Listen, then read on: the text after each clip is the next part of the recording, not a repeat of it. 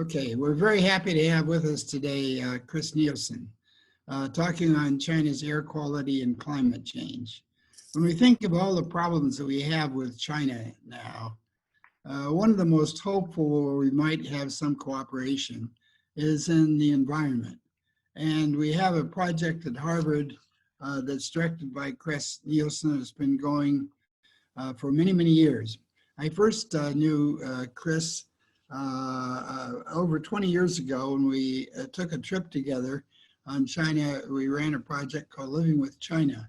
And Chris and Mike McElroy, the professor here, were working together. Chris's background, he started out in geology. He's a Colorado boy.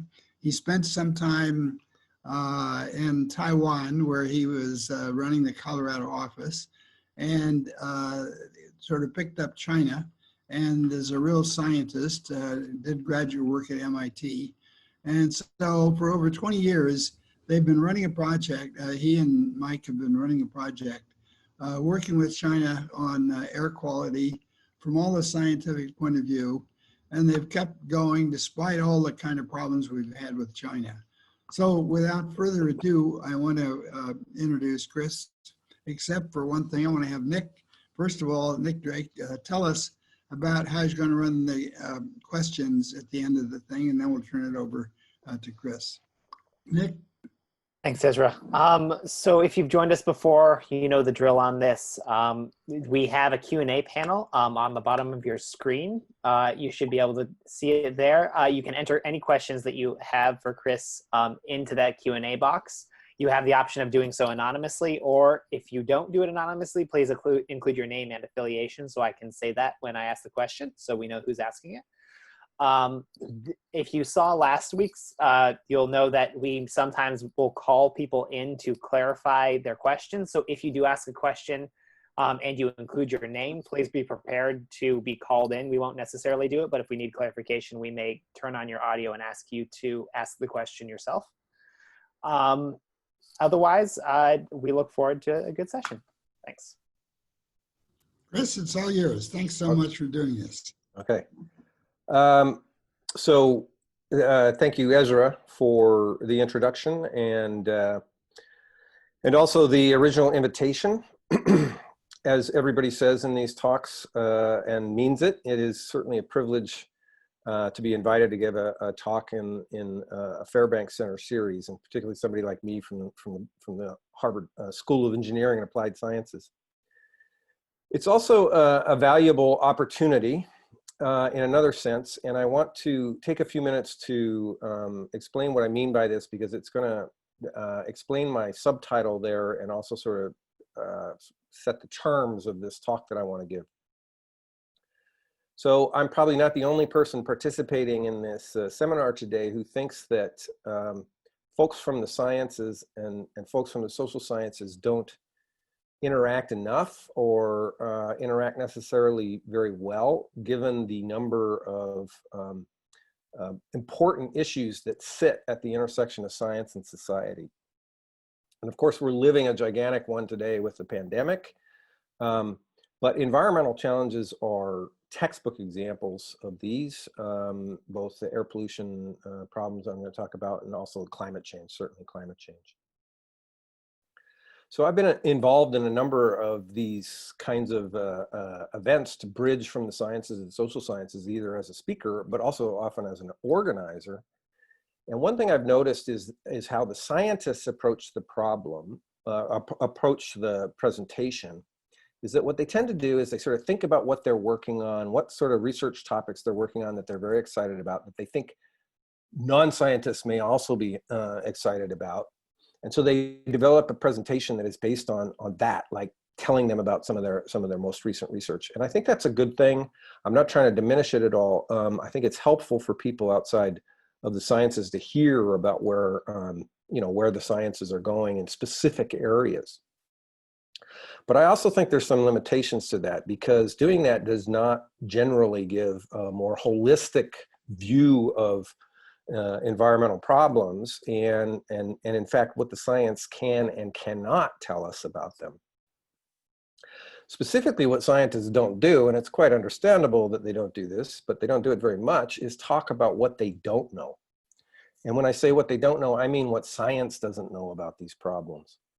And I have gotten concerned that that has a sort of an inadvertent effect of encouraging people to think that the problems are less difficult than they actually are, and that we have a better handle on them than we in fact do.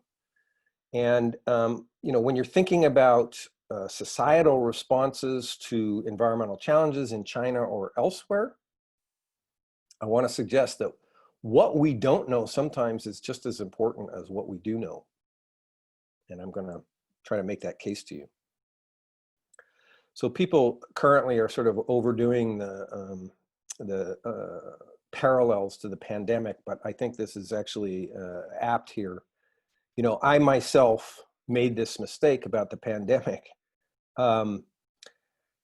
I was overconfident that the American medical science and had a better handle on novel viruses and on virus control, and I was very confident about the CDC's capabilities of managing a problem like this than I probably should have had. And it's interesting, about probably 10 weeks ago, I had a couple of the young researchers in our project from China come to me, and they were kind of skittish about how the US was, you know, responding to this terrible epidemic. And I very confidently, you know, tried to reassure them. I said, well, you know, the American science is actually really good on this kind of stuff, and the CDC is very, very strong. And while it's a very serious problem, you can trust that, you know, the US is going to have a good, is going to manage this quite well. So don't worry so much. And in the end, you know, I was wrong, and they were right to be skittish. I mean, there's a lot of other things going on in terms of the US response, but certainly it is you have to say that what we're doing is not only trying to understand this problem, but solve it at the same time. So anyway, I want to use my presentation not to talk about the latest results from our project. I'm willing to give a taste of that. If anybody's interested in the Q&A, I can tell you about a few things if you're curious. Instead, I want to take my shot at this other task of bridging, in a larger sense, between the sciences and social sciences about what we do and don't know about these problems as they relate to China. Okay, and so the way I'm going to do that, this is my very quick and dirty overview. I'm just going to give you a fast 5-minute introduction to what the China project is. Ezra mentioned it a little bit, but let me flesh it out so you know where I'm coming from. Then I'm going to talk about air pollution in some detail, probably for some of your tastes. But to illustrate my point, that's going to be a story that stands on its own. I think you'll have an interesting takeaway. But it also is going to cue up what I want to say about climate change. And I'm not going to go into a lot of detail about climate change specifically, but I'm going to talk about it in more conceptual terms, kind of intuitive terms, in comparison to the air pollution problem. And the way I want to relate that ultimately to China is to connect it to U.S.-Chinese relations. And talking about U.S.-Chinese relations, I'm sticking my neck out. I'm certainly no expert on U.S.-Chinese relations, and I know a lot of folks involved in the Fairbank Center community are. So I'm doing this, you know, humbly. I want to put forth something about U.S.-Chinese relations that I think, again, is going to be fresh. It's something different than you've probably heard before, for your reactions and comments, including from Ezra and from Bill Overholt. I'm looking forward to, but all of you. So that I learned something from this event today also. So the overview of the China project, there's really kind of two defining characteristics that you should know. It is first an interdisciplinary program. This dates back to our founding under the University Center for Environment at Harvard, which is a university-wide center. And we kept this interdisciplinary scope when we spun off to the School of Engineering and Applied Sciences. So there's faculty in other schools of Harvard that are leading research in our project. The second defining characteristic is also about collaborations, collaboration with Chinese partners. I think Ezra mentioned this. We've had, we take this very seriously and have from the very beginning. We have very strong ties to Tsinghua University. We're currently working with 5 different schools and departments, but we work with a lot of other universities, strong ties to Nanjing University and Huazhong, but we have individual research collaborators in a lot of other places. And for the most part, these people are alumni of our project. So they spent time at Harvard, and that means, you know, we know them very well, they're friends, and the collaborations actually run quite smoothly because we're so familiar with everybody. So now I'm going to talk you through the research areas that we work on. I'm not going to say very much. I'm basically going to list them. There's some pretty pictures on the left. You don't need to study those or try and understand them necessarily. They're just to give you a flavor of what we do. So we're based in the very large atmospheric chemistry community at Harvard. And so we do the basic chemistry of both air pollutants and greenhouse gases. We model them, that's a big part of the research, and we do observations. We operate with our partners at Tsinghua 2 stations measuring both air pollutants and greenhouse gases. We work on emissions. You should think of emissions as the sort of ground level activities that put pollutants or greenhouse gases into the air. This is not about atmospheric processes. This is about combustion technologies. It's about agricultural processes, natural processes.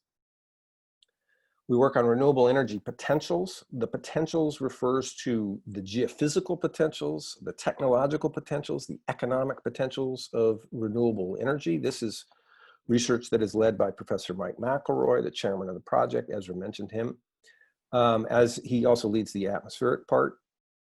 And when you're interested in renewable energy, you inevitably get very interested in power systems because you have to figure out how to balance the variability, the intermittency of renewable power. So we have electrical engineers involved in our project that lead this work on power systems.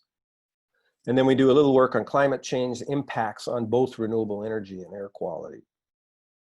We also have a strong economics team. This is led by Professor Dale Jorgensen in the economics department and his colleague and my close collaborator, Mun Ho.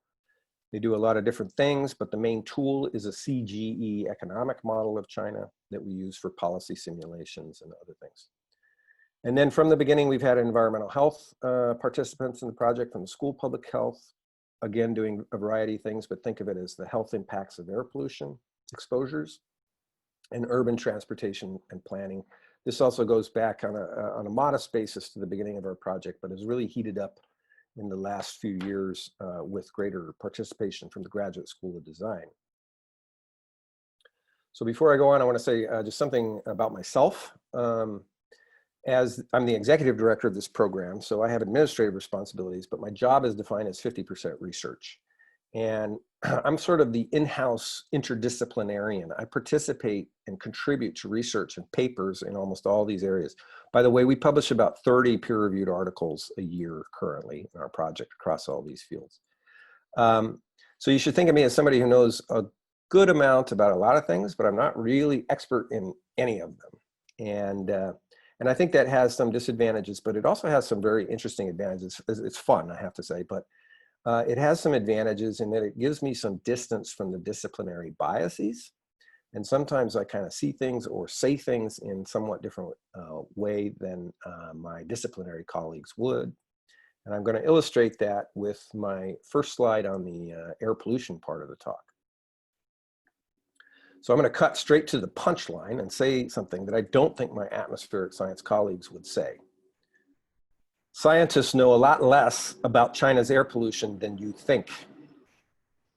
It is the subject of very active scientific debate. If you look at the leading atmospheric science journals, there's a lot of papers being published about China's air pollution, all its complexities. You might ask, how could this be after so much attention, so much research? The atmosphere is a highly complex and chemical and physical system that varies enormously over space and time. I'm going to, the next 4 or 5 slides are actually going to flesh this out. And individual pollutants can themselves be very, very complex. So first of all, notice there's a lot of different air pollutants, okay? When you're talking about air pollution in China, you could be talking about a lot of different things. I'm actually only going to talk about one pollutant form, that's PM 2.5. Most of you have probably heard about PM 2.5. It entered the popular lexicon in China after the famous air pollution episode in January of 2013 that a lot of people called the airpocalypse, and there was a lot of reaction to that. PM 2.5 refers to fine particles. You can see the size on the left in the image there. Here's the complication number one for people, non-scientists, to understand about PM 2.5 that you probably don't know. PM 2.5 is not a pollutant. It is an entire class of pollutants. You shouldn't think of it as a pollutant. So let me explain what I mean by this. PM 2.5, the term stands for particle matter 2.5. It describes three and only three things. The form of the pollutant, that is a particle, which means solid, liquid, or a combination of the two. The size, and that it's suspended in the air. Something really important is missing from this description, and that's the chemistry. It can have any chemical composition whatsoever, that as long as it takes that form of those, meets those three criteria, it's a particle of PM 2.5. And in fact, single particles can have mixed chemistry. So I don't know if you can tell where I'm going with this, but let me give you some data from a study that was published about that airpocalypse episode. It's characterizing the chemical composition of the PM 2.5 in these four cities of China over a 20-year period. I'm not asking you to actually figure out which colors mean what. I just want you to notice that there's a lot of colors on these. Each one of those colors represents, in a sense, a different pollutant that takes the PM 2.5 form. And in fact, the green part is kind of a catch term for a whole bunch of other organic pollutants. So in fact, that would be subdivided into many, many, many, many more chemical forms. So complication number two about PM 2.5 that I think a lot of non-specialists don't realize is that a lot of PM 2.5 is not emitted as PM 2.5. It is formed chemically in the air from precursor gases. This is called secondary PM 2.5. I list a few of them there in case anybody's interested. This secondary chemistry can be very complex and it's not necessarily linear. So again, going back to this image, the same figure that I showed you before, these are actually different pie charts. This is doing what is called a source apportionment of that PM 2.5. You're thinking about how do you control pollution? You want to know what the sources are. And so based on the chemistry, these researchers are able to determine, chemistry and maybe some other tools, are able to determine the sources of some of the PM 2.5. You can see the blue is coal burning and so forth. But also notice that anywhere from 30% in Xi'an to 75% of the PM 2.5 in Shanghai and Guangzhou is secondary. That's not a source. It's describing it as secondary because it's very difficult to say where the secondary pollutants come from because they're formed from different precursor gases that come from different sources, and that chemistry is very complex. Complication number three about PM 2.5 is that the meteorology plays a huge role. And a lot of you realize that wind is very important for pollution episodes, and that's certainly true. You probably don't realize that you may not realize that vertical transport is actually really important too. And I have a diagram here that I borrowed from a paper that's really about a different topic, and I want to use it just to illustrate two things. First of all, notice these white arrows that show the vertical circulation. And then notice this thing that says PBL top. That is describing the top of the planetary boundary layer. And that defines, it's thermally determined, and that defines how much of the atmosphere is this pollution going to circulate in. And all I want you to understand is that this changes all the time. It can be low and it can be high, and it tends to be low in wintertime and at nighttime. It has to do with the solar incidence. And if it's low, you have less fresh air to diffuse your pollutants in, and it makes for a haze episode. This is one of the primary reasons why China has very severe pollution in the wintertime. It's not necessarily about the emissions that come from heating or something like that. It's about the structure of the atmosphere that really compounds this problem. Okay, so meteorology has a lot of other effects. Precipitation, obviously. Temperature and relative humidity have a big effect on the chemistry that produces fine particles. As you know from weather, it's constantly changing over time, hours, days, and seasons. Complication number 4, which is related to number 3, is that climate change is affecting the meteorology at longer timescales, over decades, even year to year. What we know about what happened in 2013 in the so-called airpocalypse, about meteorology may not quite apply to the prevailing conditions in 2021, this upcoming winter, because the climate is changing while we're trying to understand these problems. Complication number 5 is that geography and topography are important. You probably have a sense of this. Geography, for instance, mountains help to trap pollutants. Topography, proximity to oceans can help pollution because it's a source of fresh air. I only have a couple more complications. Don't worry. I know I'm probably overwhelming you a little bit. Complication number 6 is that observation is very limited. A lot of people think it's easy to measure air pollutants.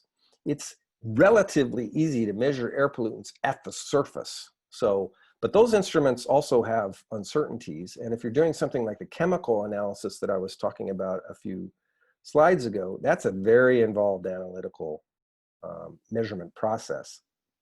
But more importantly, what you're really interested in is this massive three-dimensional space. And you need to understand the problem, to understand what is giving rise to a haze episode, you need to know what's going on up in the atmosphere. And so we have some tools to do that. You have towers, you have satellites that can look down, you actually send instruments up on balloons.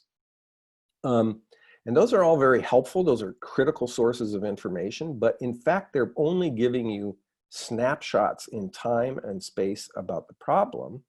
And so you have to understand that you're really limited in how much you can characterize what is actually happening in a haze episode and what the pollutants in fact are. Complication number 7 is that the emissions are not necessarily easy to quantify, and you might be surprised. This is some results from actually from some China project papers from 8 or 9 years ago. These are estimates. This paper estimates these emissions for a given year.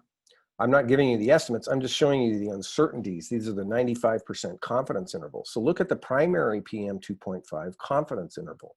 Primary PM 2.5 refers to the PM 2.5 that is not formed chemically in the air, that is emitted as PM 2.5. You would think that'd be pretty easy to measure. It's not. You could be off by 50% on the higher end and still be within your 95% confidence interval. So, and then on top of this, emission rates change over time by time of day, day of week, by seasons, and year to year as the economy changes. So that's all my complications. There's more, but I'll keep it at that. So the point is, China's PM 2.5 haze pollution should be understood as a messy complex of interrelated but distinct hazards, different across time, different across space, often hard to measure, and having a vast range of causal origins. It's basically an endlessly evolving target. So it should be no surprise that our knowledge is incomplete. We know enough to control some of China's PM 2.5, but we're still learning what some of it is and how it is formed, let alone how to control it. So you might say, isn't it true though that China is making progress on its PM 2.5? And that is true. It's impressive.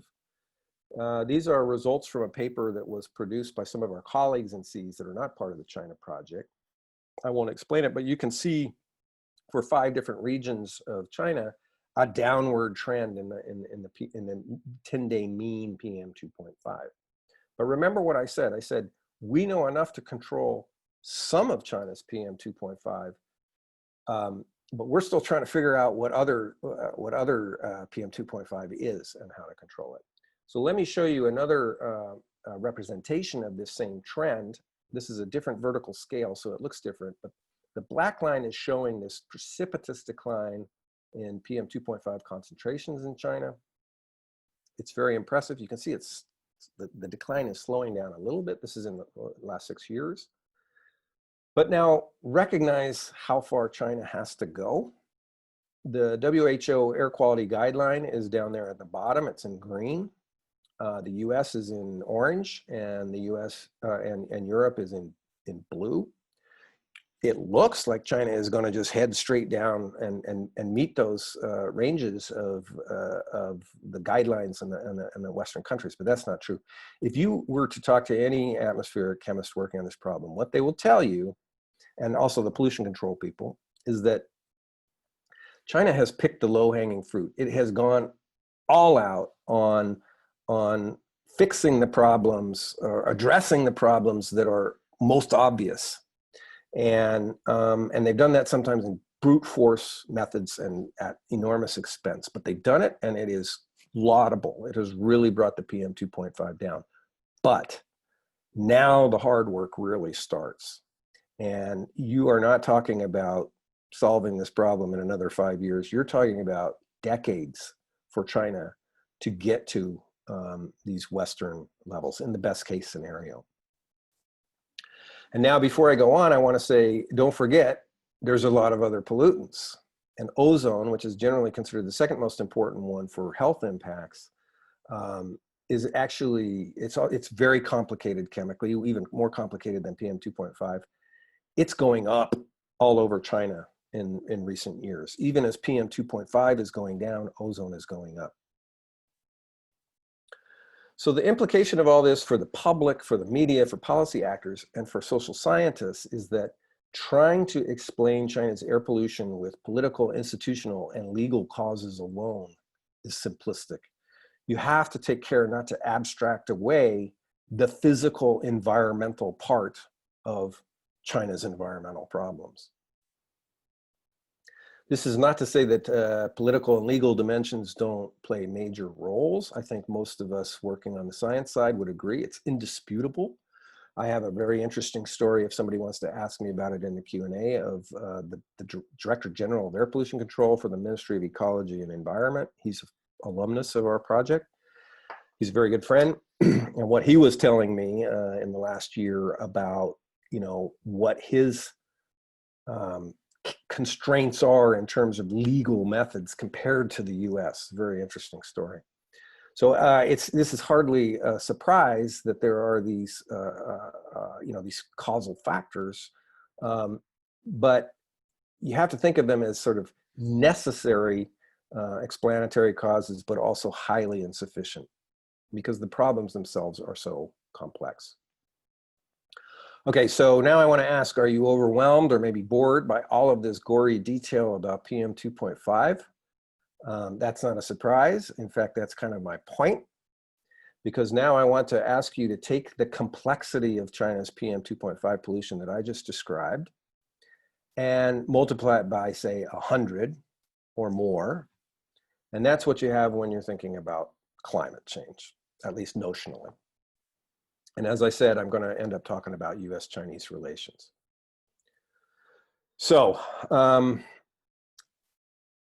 as a starting point, I'm trying to compare the complexity of climate change to what I hope I've communicated is the complexity of PM 2.5. As a starting point, just think about the spatial scale of this problem. Air pollution occurs in, regions of continents. Around cities. The climate change is taking place over the entire planet. So that right there is you know, at least an order of magnitude of complexity when you think about all the different environments on the planet. Secondly, I think a lot of people think of as climate change as fundamentally an atmospheric problem. And it's true, it is driven by emissions of greenhouse gases into the atmosphere, which then affects the radiative balance, the energy balance of the planet, and leads to climate change. But climate change is not just an atmospheric problem. It takes place in what is called, scientists call the whole Earth system. So don't underestimate how important the oceans are to the climate process in all of their complexity.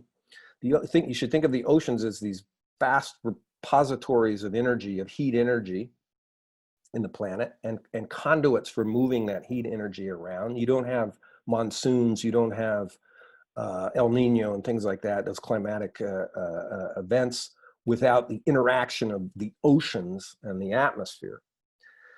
And then think about how hard it is to understand what's actually going on in the ocean. It's got the same problem as the air pollution measuring, the air pollution problem that I was talking about a minute ago. It's relatively easy to access the surface, but this is a very forbidding environment to try to measure what's going on. And there's some who have, I think, commented that we actually know more about near space than we know about what's going on in the depths of the oceans. On top of that, climate change involves the entirety of the biosphere. So the biosphere refers to all living things, you know, and organic carbon. We're all part of the carbon cycle. And a lot of people think, okay, well, it's in terms of the forest, and you can see I have arrows there to the forest, tropical forests in the Amazon and in the Congo Basin. But actually, it's everything. It includes all the phytoplankton in the ocean. The phytoplankton is estimated to capture as much carbon per year as 4 Amazon rainforests. And it's the soils. A lot of people, you know, don't think so much about the soils. The soils are really important parts of the carbon cycle.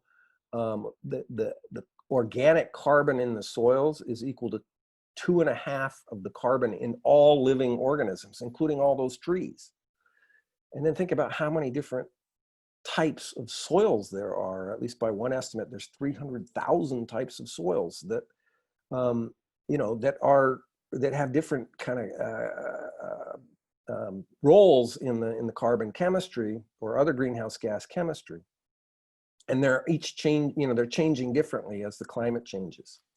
So again, this is an incredibly complex system that we're trying to understand here. And then on top of that, you have the cryosphere, which refers to the ice. This affects the reflectivity of the planet. It also, when you're talking about melting ice in Greenland and Antarctica, you're introducing fresh water into the oceans. It changes the chemistry of the oceans. It changes the dynamics of the ocean. This is an incredibly complicated system that we're trying to address. The lithosphere is the last element of the Earth system, and it refers to the rock part. So on top of all that complexity, and you can kind of imagine, if we only know so much about PM 2.5, how much we know and don't know about climate. Then you have to think about the stakes compared to, say, PM 2.5. I'm just going to go through this real quick. I think most of you know about it. Climate change affects all these fundamental inputs to life, the entirety of the water cycle, a lot of the food production around the world, shelter. This is a one way of representing that in sea level rise around the world. New estimates of how much sea level rise is going to impact populated areas. Extreme weather events are increasing over time, and health in many different dimensions. For instance, the injuries and fatalities associated with these extreme weather events. Heat stress. There's a lot of research coming out now that is really mind-boggling about how many hundreds of millions of people, young, healthy people, are going to be undergoing potentially mortal stress with just a few degrees Celsius temperature rise. This is referring to especially people that work outside, farmers, construction workers in places like especially in the tropics and places like India. And I'm just picking some of these. And then you have this sort of vector distribution ecology for diseases. And on top of that, you have all these other knock-on effects, the economy, migration, national security, and so much more. This is more the province of folks in the Fairbank Center than it is for me. So what I want to caution you about is that climate change should not be thought of as a really, really, really big pollution problem. It is orders of magnitude larger in terms of its scale, in terms of its complexity, and in terms of what we don't know, what we still have to learn. So you're probably wondering, wait, what does all this have to do with U.S. China relations? So believe it or not, I want to apply the immortal words of Donald Rumsfeld to climate change. I think I'll skip trying to explain who Donald Rumsfeld was. Well, he was the defense secretary for President George W. Bush, and he used this framing. He referred to the known knowns, the known unknowns, and the unknown unknowns. He used this framing famously in a press conference where he was basically trying to dodge a question about weapons of mass destruction. Doesn't matter. I want to apply it to climate change. So what would be the known knowns when it comes to climate change? Well, this is the scientific certainties. For instance, we know that fossil fuel CO2 emissions contribute to global warming. We know that. We've known that, that was postulated more than 100 years ago, and we've known it for a good 50 years, regardless of what the guy in the White House thinks.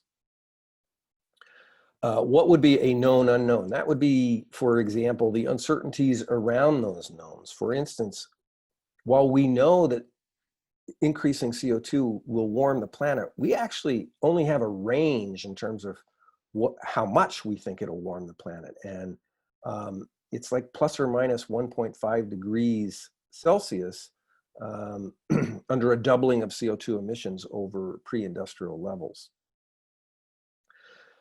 So what is an unknown unknown? Well, these are all the surprises still to come in this vast, complex system that we're trying to analyze. And this should not be underestimated.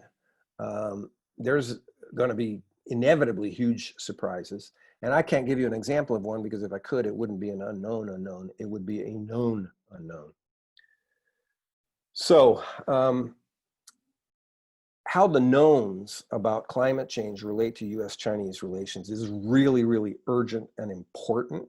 I'm going to have one slide on it, though, as important as it is. And the reason I'm only going to have one slide on it is that I think a lot of people are thinking about that. I want to focus on this part, the unknowns, how the unknowns relate to U.S.-Chinese relations. Because I don't know of anybody who's really thinking about this, and I want to put it on the table. I want to hear what you guys have to say about this. So, my one slide on acting on the knowns. It is very urgent to act aggressively on the knowns of climate change. That means to reduce the emissions of CO2 and other greenhouse gases, and to prepare to adapt to the impacts of climate change. We know that's coming. We can act on that. And we have an agreed international framework for this. It's the UN Framework on Climate Change and the Paris Agreement, which is part of the UN Framework Convention on Climate Change. I would say, personally, I would say that U.S.-China coordination is arguably essential for further UNFCCC process. Why is that true? Because they're the two 800-pound gorillas. They're the two 800-pound gorillas in terms of emissions, in terms of their economies, in terms of their technological capacities, in terms of their political influence.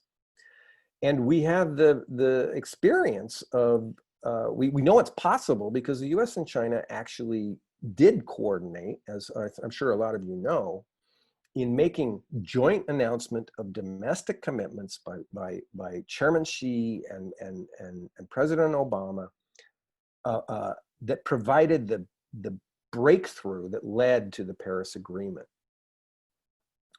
So, as I said, I think this is a really, really important part of the story. I could have tried to put together a talk that was just about this, But I want instead to focus, to raise this other issue that I think I don't hear anybody really thinking or talking about, and that's acting on the unknowns of climate change, which I think is just as important because the problem is so complex, we know less than we generally admit, and the stakes are so high. So what does it mean to act urgently on the unknowns? It means research. And climate research is getting ever more dependent on international collaborations. I would argue that the social, political, economic, humanistic research dimensions are almost surely as important as the scientific part. I know this is kind of a throwaway point, but I really do believe that. I just am not in a position to, say a lot more about it. How does climate research relate to U.S.-Chinese relations? Well, if you agree that global advances in research on climate change are vital and urgent, it's an all-hands-on-deck time. We need to pool resources financially and intellectually. So to explore this a little bit, I'm going to invoke this database that the journal Nature produces. That measures collaboration. It's a metric of collaboration between countries. And basically what they have is a list of leading journals, top journals in related areas. This is specifically for earth and environmental sciences.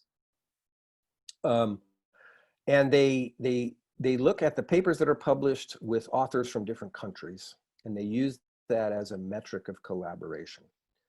And so if you drill down on this and click on the big red dot in the middle, which is the United States, you will see that in the earth and environmental sciences, it is the #1 collaborating country in the world, and its #1 collaborating partner is China.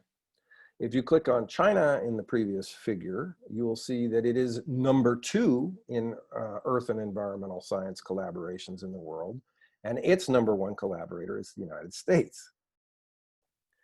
So what I want to say is, with this vexing, complex challenge of climate change, the world critically needs collaboration of the two research behemoths on climate, the US and China. And U.S.-China disengagement in STEM fields, which is something that a lot of people are sort of talking about in some political circles, would absolutely be a scientific disaster. I can say that a number of professors that I know at Harvard, probably about 5, who are not involved in the China project, but do work in this area, are really, really concerned. They've mentioned this to me. They're really, really concerned that there's going to be impediments on their ability to attract Chinese researchers into their groups. And they're not thinking about it in political terms. They want to recruit the best talent. And they're seriously nervous about this. And also for their collaborations with Chinese partners. A lot of, if you go around the Harvard Sciences, there's people collaborating with Chinese institutions all over the place. So I do have a story here about what kind of research involves intellectual property and doesn't involve intellectual property. But I think I'm going to skip that for the Q&A in case somebody wants to raise it. It's not as big of a problem in what I'm talking about as you might think. So I'm almost done here. A few final thoughts. I want to ask you to think about all of the institutions in the world that have something to contribute to the challenge of U.S.-China research collaboration on climate change.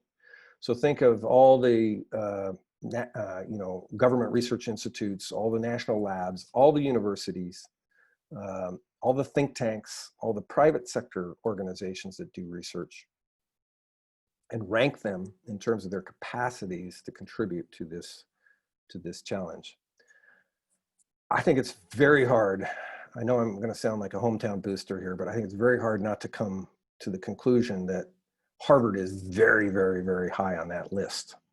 And not just because of its strengths in, in climate-related sciences, clean energy sciences, and so forth at places like the School of Engineering and Applied Sciences or Earth and Planetary Sciences or whatever. But because of its strengths, its comprehensive strengths in environmental health at the School of Public Health and at the medical school, its strengths in policy at the Kennedy School, its strengths at the law school, its strengths across the whole spectrum of fields that have some relevance to climate change in the Faculty of Arts and Sciences.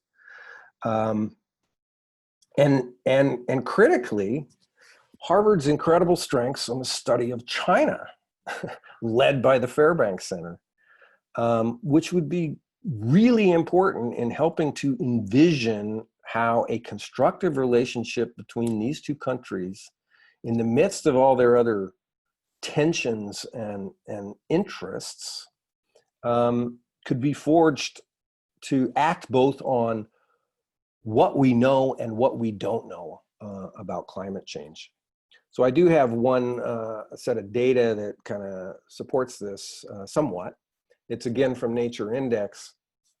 And so you can also find which institutions within any of these countries are contributing, especially to collaboration. And as you can see, Harvard University is #1. This is just for the sciences. I don't have something comparable for the social sciences.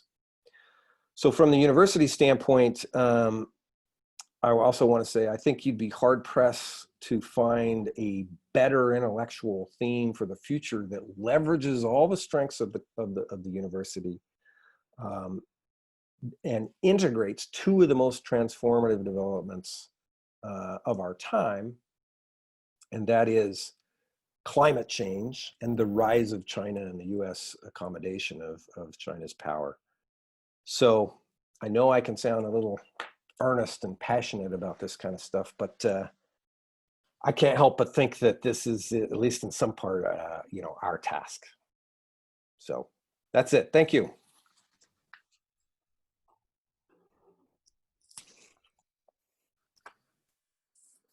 Okay, so thank you, Chris. We will move into the question and answer phase here. We've gotten a few questions as you've been speaking, and I'm sure more will come in as we start this off here. I would like to, sorry, Nick, if I could. Yes, yeah, Ezra, go ahead. I can't see. That was a wonderful presentation, and that's, I've been at this for a long time. I can't think of a more comprehensive presentation of the issues involved in issues like climate change. Those of us who concentrate on U.S. China relations, of course, are terribly worried about what's happening now. A lot of people in Washington who are dumping on the Chinese in every kind of area say, but there's some places we need to cooperate with the China. One is climate change. But they are creating an atmosphere where that is getting to be more difficult. Those of us who work on U.S.-China relations are going to do everything we can to improve relations and hope that next year things will be somewhat better. But have you noticed that the current mood of all kinds of people dumping on China from Washington and the public opinion that's coming from the United States, has that already begun to make it more difficult for you to continue your collaboration with Chinese? Or is it holding up pretty well? And are you optimistic that that can continue?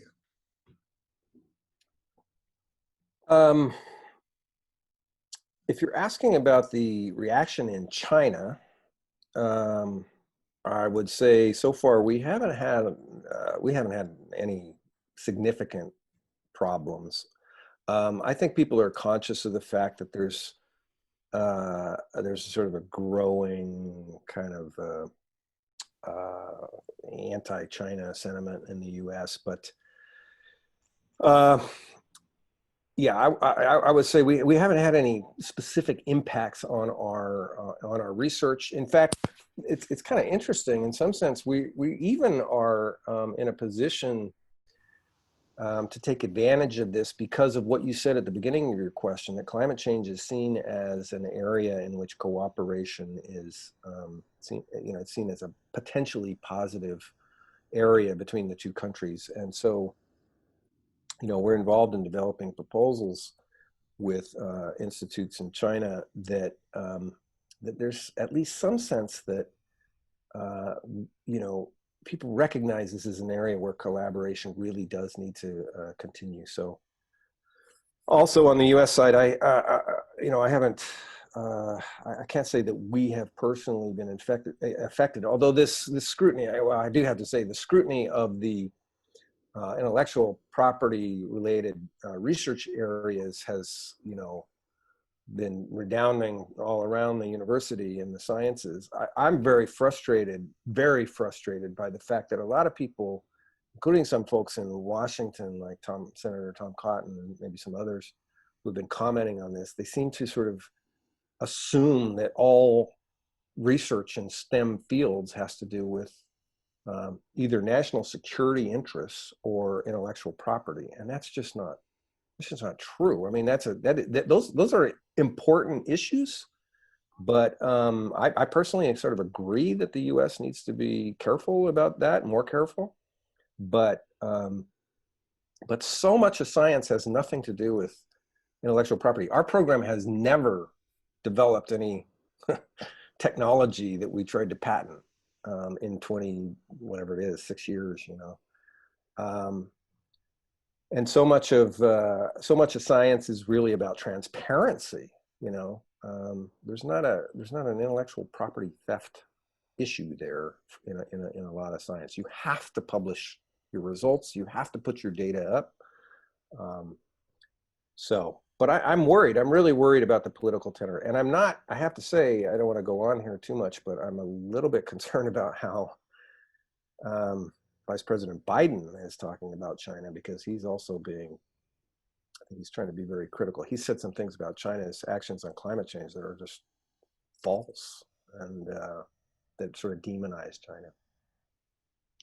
I think a lot of us hope that after the election, when the political candidates are less concerned about getting support for their anti-Beijing attitudes, that may begin to ease, and that the new president, thinking he has to survive 4 years, recognizes that there are a lot of issues that a country as big as China and as influential in so many areas requires the cooperation of the United States. That's our hope. Yeah. But, I'm relieved to hear that so far you haven't had any problem in working with your Chinese collaborators, which I think says a lot about the trust and hard work that you and they have engaged in over more than 2 decades. Yeah. Nick, it's back to you and to go with other questions. Okay, thank you, Ezra. So leaning into the IP question, we have an anonymous one here requesting to take a closer look at the slides that you had titled non-IP, and if you could just briefly explain a little bit more about those. Okay.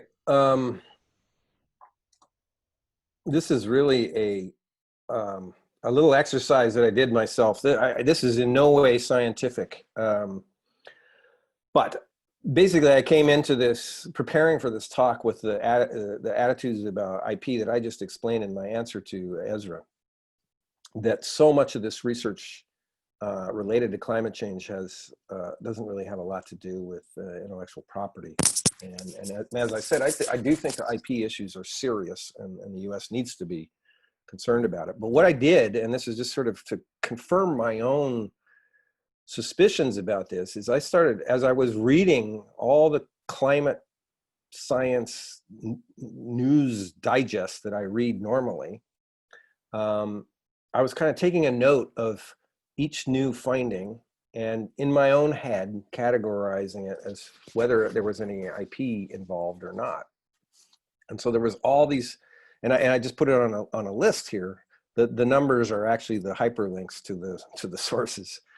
And then these were the ones that actually had some IP relevance to them. So, and I do, you know, this depends on what I'm actually reading, but I'm actually reading a lot of the stuff about technology developments and clean energy, which, you know, could fall under the IP risks here, and probably do. I'm reading this stuff about, from MIT, about all summaries of what's coming out of MIT and all these kinds of areas. But I'm reading about the climate science. I'm reading about the implications for other disciplines. And so this was my list, and you can see that there's just so much more, and just as a ratio over the last few weeks. And then I actually decided I should see how much Chinese collaboration there is in all these papers. And so the red ones were ones with Chinese collaborators, and so that's also an indication of how much is at risk if we somehow try to shut off our scientific cooperation more broadly on climate issues. So I don't want to suggest that this is in any way definitive, but it helps to sort of make the point that so much of science is not really subject to those concerns. Chris, I can imagine if Tom Cotton were listening to this, he would say, okay, you're helping China. You should be helping the United States. And my guess is that your research is ultimately as useful to the US as it is to China, but is there more you could say about that? Could you document it? What I would say is, in fact, when it comes to climate change, the U.S. interests and Chinese interests are shared, are largely shared. When it comes to avoiding climate change and the impacts of climate change on societies all around the world, on China, on the U.S., both, but also around the world, the effect on the geopolitics, the migration that is going to be forced, and the economic disruptions. And so, in some sense, the U.S. and China are aligned, and so working together on climate is serving our national interests. Working with China on its efforts to reduce its carbon dioxide emissions is working to reduce the climate risks that will affect the U.S. too, and the U.S. interests too. So, I don't know. Tom Cotton's apparently is a really smart guy. I kind of think he knows this kind of stuff, but he doesn't say it. He seems to think of things in very sort of, what do you call it, dichotomous terms, and the black hats and the white hats. And I just think the world is so much more complicated than that, and the U.S.-Chinese relationship is so much more complicated than that.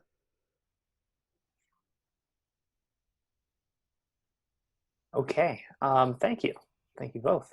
I have a question here from Longfei Chen from Beihang University in China. And Longfei says, Europe and China have mandated vehicular emissions on the basis of particle number for several years. The International Civil Aviation Organization also comes up as with particle number regulations for aircrafts. And they'd like to know whether it'd be possible that the US would consider mandating particle number regulations for vehicles or ambient air in the future. I have to say, I don't quite know what that is referring to. I don't know what a particle number regulation is. I mean, we have PM 2.5 standards, so I don't know.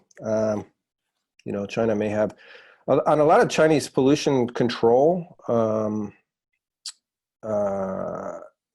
they actually reference the European standards more than the American standards. So there may be some different formulation in what those standards are, but I don't know specifically about that question.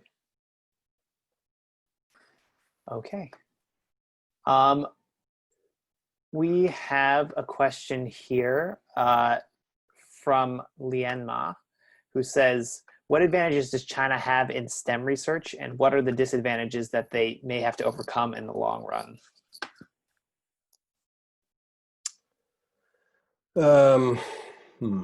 Advantages in STEM search.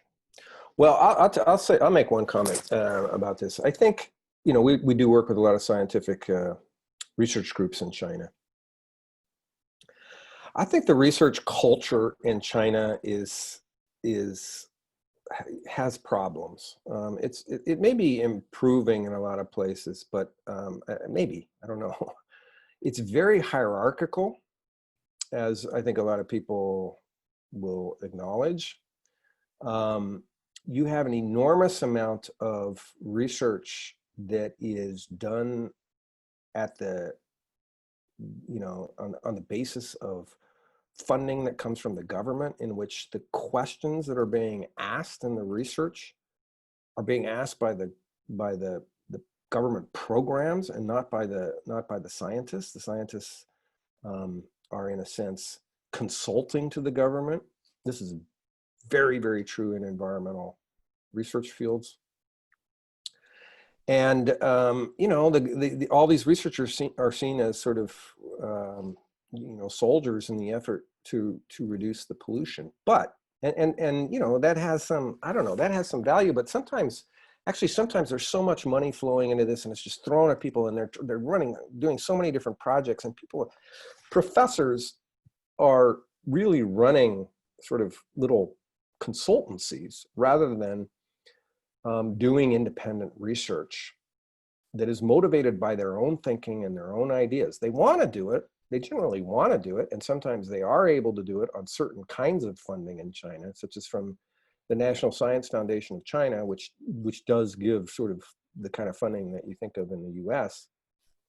People submitting applications and you know, with their big idea.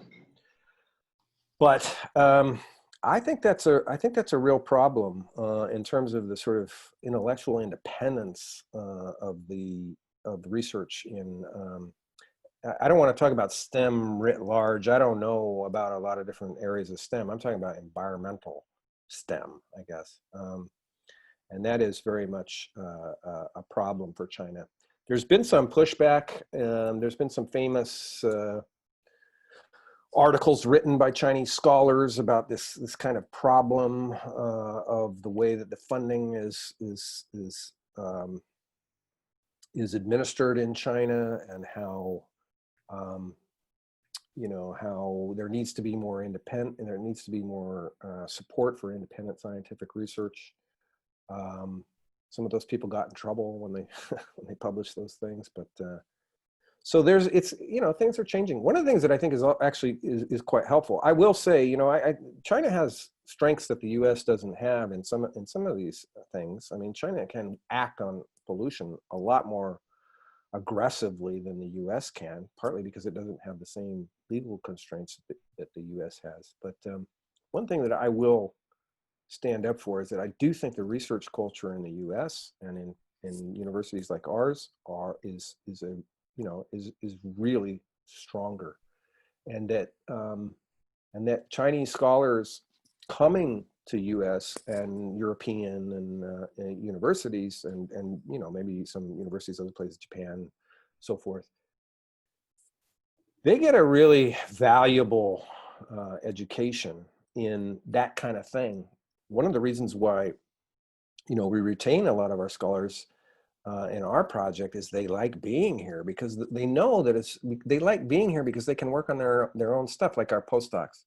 They can work on their own stuff. They're setting their own research agenda in a lot of ways. And when they go back to China, to their university, you know, to a university position, they're likely going to have to fit into a hierarchical structure where they're going to have to do a lot of not just administrative work, but even the research work is going to be dictated to them by other people.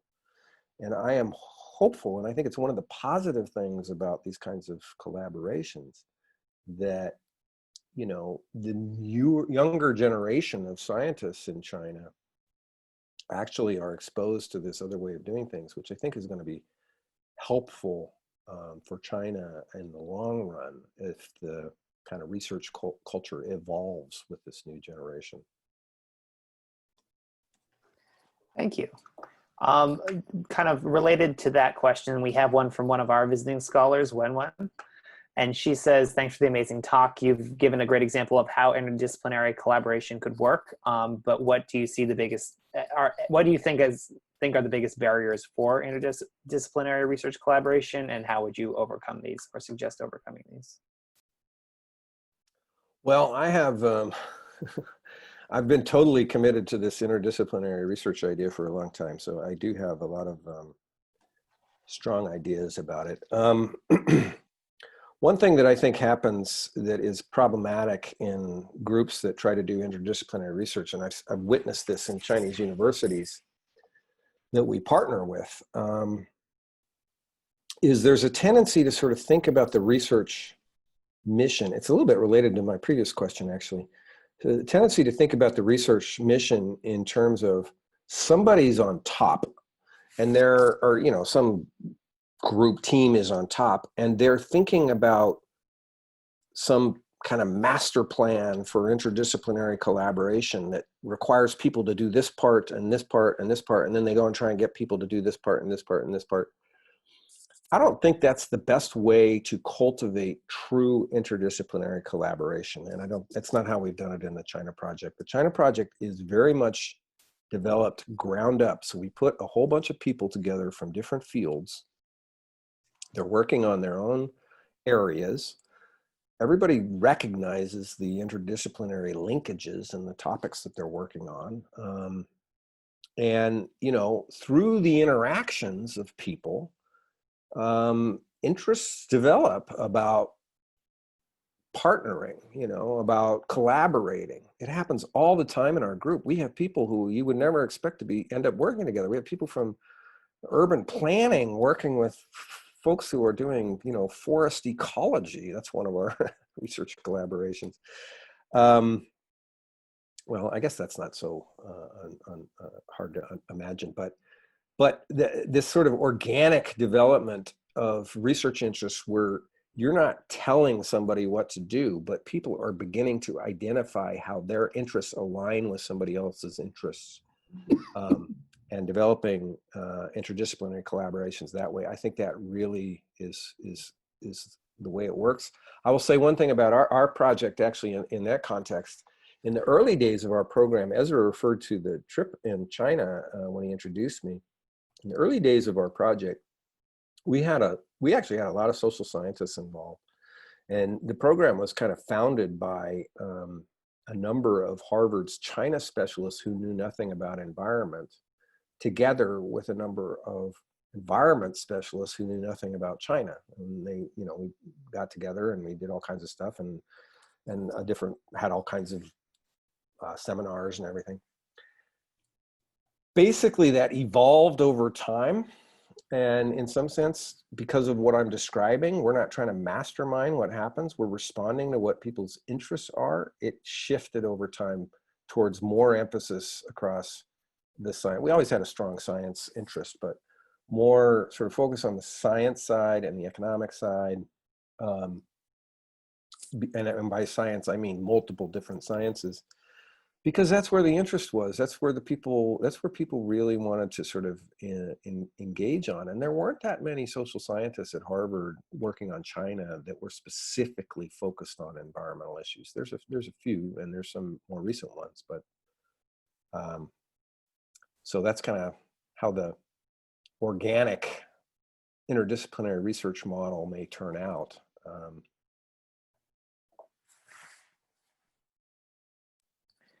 Thank you. Here is an anonymous question that's come in, and it says, if there are so many unknowns surrounding climate change, does this partially justify the Trump administration's stance on climate change because of the very high upfront costs with now largely uncertain benefits? No, certainly not.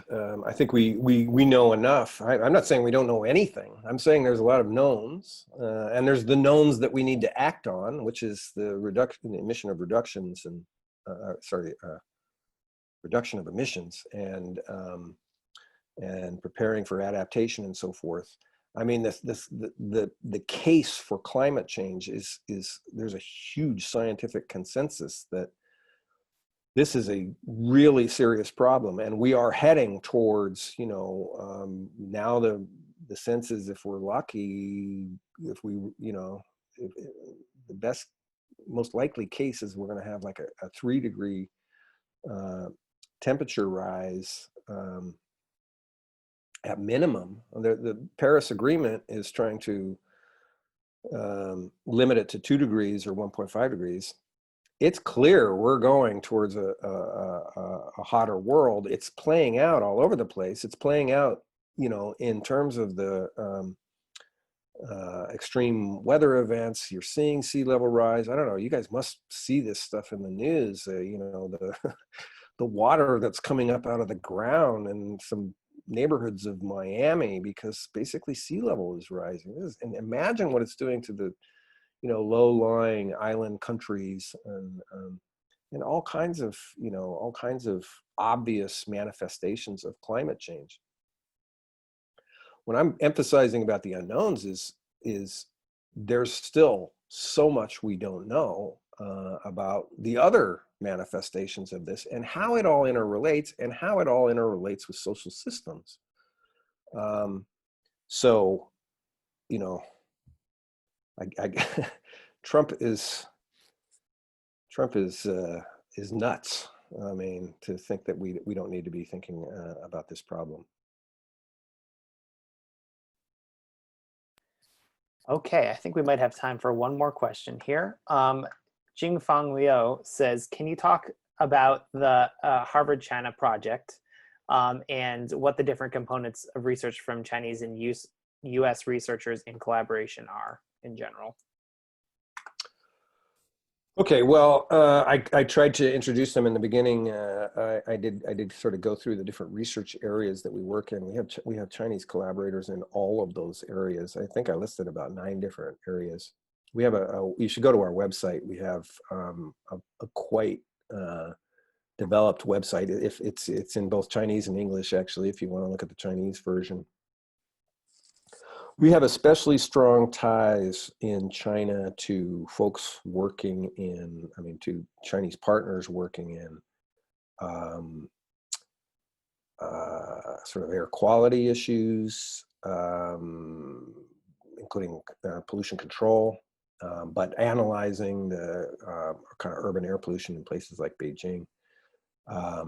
We have very strong economic collaborators. Again, a lot of these people are alumni of our project, working on this sort of modeling the economy and how China's economy is changing with time and what that means for energy demands and therefore potential emissions. We have strong collaborators in actually urban planning now, again, alumni. This question of how do you decarbonize the transportation sector? How do you plan cities to reduce demand for transportation as a sort of an environmental strategy? And I'm sure I'm leaving some people out, but you can go to our website. You can go to our website and you know, get a sense of all the different areas that we work in. Also, if you look at we have a list of publications. The best way to understand about our project is to look at our publications, and you can go to our publications list and you can see who our co-authors are and in different papers and, you know, which institutions, and you get a good sense of the specific research that we're working on. I think we're so fortunate to have this wonderful presentation. And how long is it going to take us to get this up on the web, Nick or Mark? How long will we expect this to take? Go ahead, Nick. Or would you like me to? I think the audio version should be up in just a day or two. It's much easier. The video version will take a little longer. We need to edit it and we need to add closed captioning for universal access. So that will probably take a week or longer, but there will be an audio one put up, I would say, in a day or two, and we can ask for that to be expedited. I think today is a wonderful example of how a lecture here can fulfill needs of a much wider audience than just the Harvard audience. And the fact that we have access to Zoom, I think is really just marvelous. Hey, Originally, yeah. Ezra, I want to say one thing before you go. Go ahead, though.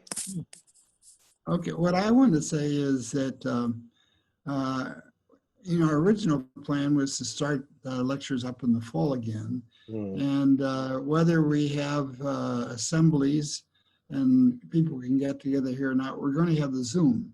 And we've already started that. But now that this series has proven so popular to people outside of Harvard, we might consider starting even sooner. But in the past, we've always done it in the school year when people are around here, starting in September. So we're already scheduling for September. We'll certainly be back then. But I would be willing to consider setting up sessions even in August if there's a demand, now that we have Zoom and don't require local assemblies. And now back to Chris. Yeah, I don't know if I actually put my thank you slide up. I think I did. I just want to point to the thing at the bottom. I'm actually interested in talking to people about what I presented today, and I would encourage folks to contact me. If the campus were open, I'd be suggesting we go get coffee, but we can't do that. But you can email me, and I'd love to hear from you, including students. I'd love to chat with you about this stuff. Thank you. And thank you, Ezra. Well, thank you. Thank you so much for coming to present us. And we'll see you in September, if not sooner. So Nick or Mark, do you have any final words, or Bill, any final words to end our series this spring? Thank you. I was just going to add quickly that the critical issues is ending for the semester, but the Fairbank Center will continue with at least 1 or 2 more events. So look for them on our website and our weekly email. We are going to continue past the end of the semester to have at least a couple of events. And now I'll leave it to Bill. Bill, you want to make a comment? Bill, do you want to make a comment?